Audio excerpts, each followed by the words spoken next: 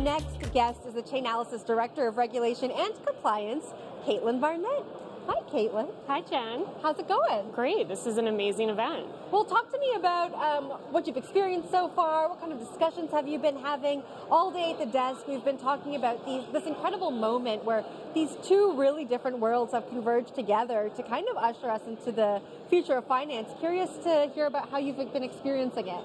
Yeah, so the lineup of speakers has been absolutely amazing, and I think the main theme, other than just bringing TradFi and crypto together, is that 2025 is the year of this is really going to happen. Mm-hmm. We're no longer going to face the regulatory hurdles that we've faced for the past couple of years, and everyone is going full force into crypto. Well, talk to me a little bit about that.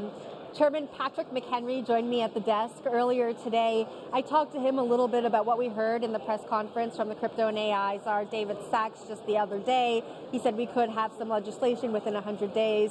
McHenry told me, it's more likely 18 to 20 months because of how slow Washington goes. Talk to me about, from your perspective, what that means for the firms who are here today.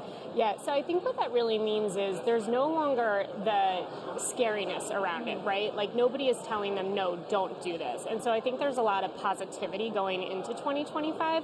So I agree with Congressman because he's right. Everything moves very, very slow. And I think we have this idea that it's going to happen very quickly, but I think the fact that this administration is so bullish on crypto, and we've already seen, for example, the rescindment of SAB 121, it's just a lot of really good indicators for the industry at large, specifically traditional finance, to jump into this space. The rescindment of SAB 121 was, I think, a really crucial piece for a lot of people here in this room.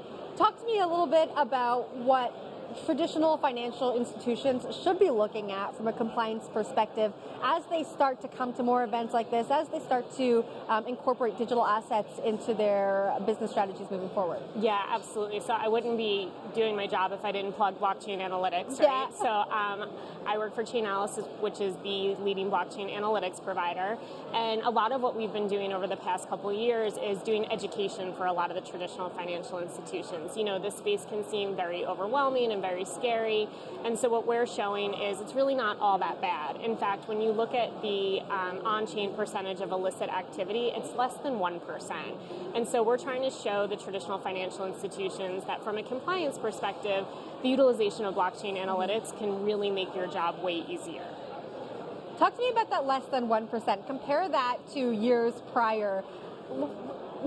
Yeah, put that into perspective for me. Yeah, so I think at the onset of crypto, all we heard about was money laundering and drugs, and I think the first thing you thought of was Mt. Gox, for example, huge hacks. And so what we're seeing as these more traditional players come into this space and as we have more regulation, the amount of illicit activity has steadily decreased year over year. How are firms using blockchain analytics to inform their strategies and to inform their compliance? Yeah, it's a great question. And we're talking to probably every major financial institution you can think of. And so you can use blockchain analytics in a number of different ways, whether it's you want to start banking cryptocurrency businesses, we're giving you their overall risk profile. And so you're not just relying on documentary evidence like traditional compliance. You're actually able to test those policies and procedures to make sure, okay, if you say you don't allow interactions with sanctions, are you actually telling the truth? You can really sanity check that. Blockchain analytics is also used for transaction monitoring. So when you think of traditional compliance monitoring fiat inflows and outflows, Chainalysis also provides software that allows you to monitor the inflows and outflows of crypto so you can quickly understand, are you dealing with a good counterparty or a bad counterparty? We also have major financial institutions who are looking to take the next Coinbase public, utilizing blockchain analytics to make informed decisions about those companies. You said that 2025 is going to be the year for this industry. What are some of the milestones you're looking towards that would indicate to you that we are on the right path? I think a conference like this, quite candidly, when you see this lineup of speakers coming from traditional finance as well as the crypto industry, I think the more institutional adoption that we see over the next year is going to be critical.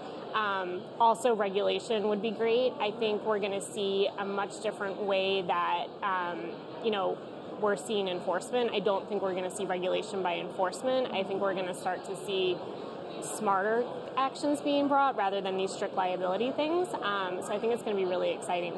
I think you're right in the fact that we won't really see regulation by enforcement. I had a conversation with SEC Commissioner Hester Peirce recently, who's just laid out her framework for her new crypto task force. When you see changes like that happening from a regulatory perspective, what kind of future does that indicate we're working towards? I mean, the fact that we even have a task force that's dedicated to this is just finally. Like, I think that's just such a major sign that we're heading in the right direction.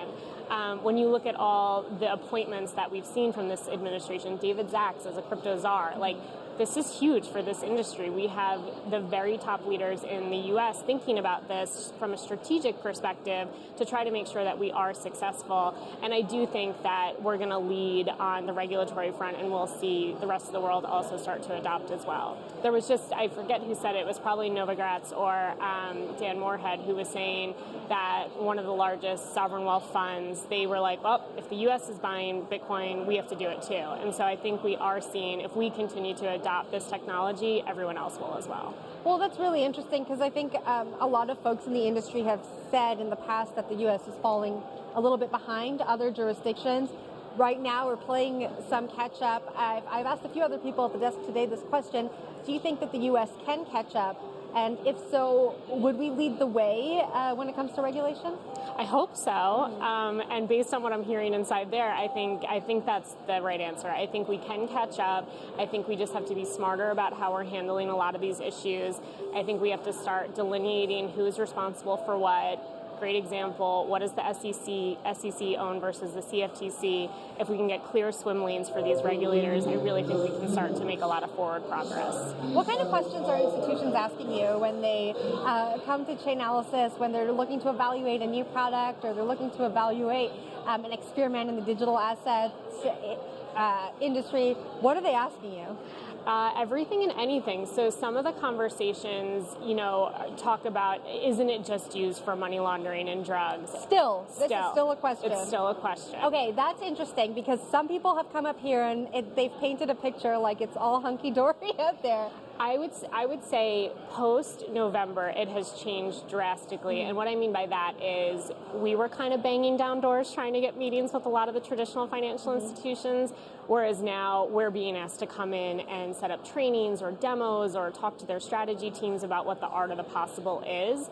I think if you're in compliance, you're probably always a little scared of something new. And so from the compliance perspective, I think there is still that negative connotation associated with crypto. And so they're always scared that they're going to get in trouble, right? So they're asking the question, how can we do this? Please tell us it's not all that bad. What are the policies, procedures, technologies we can put in place to make this seamless? Mm-hmm. And what do you tell them? I say it's not that scary. I've also been in this space since 2016, so I had to be a little crazy, I guess, to jump into it back then, and I'm still here, so probably a lot crazy. But one of the things I always joke around about is everybody has germs, right? So there's no clean entity, just like no traditional financial institution is clean. There's always going to be illicit activity. It's really what you do about identifying that illicit activity, and then how do you remedy it? What are you doing? Are you filing suspicious activity reports? Are you working with your regulators to say, hey, look, we saw this. We're going to put these proactive measures in place to make sure it doesn't happen going forward. It's interesting you say that. For a long time, firms were saying they were trying to work with regulators. They were not being given the opportunity to. It sounds like now, under this new SEC task force, it's going to be a lot easier to communicate with regulators. So it sounds like there is a bright path forward for crypto native firms, but also traditional finance firms. I definitely think we have a very bright path forward. Again, the tone has changed drastically post-November, and it's really exciting to see these major players get involved. Because the more institutional players get involved, the better it is for the overall crypto ecosystem. Mm-hmm. Someone who sat at the desk earlier today said that the institutional advancements, institutional adoption is what will really lead to retail and mainstream adoption, and I think that's exactly right. It totally is, because I think you still have a ton of retail investors who don't buy into this, but if you have JP Morgan, Morgan Stanley, Citi, all the major names get into it, it just brings a level of trustworthiness that I think a lot of the crypto firms need to get it out there. Caitlin, thank you.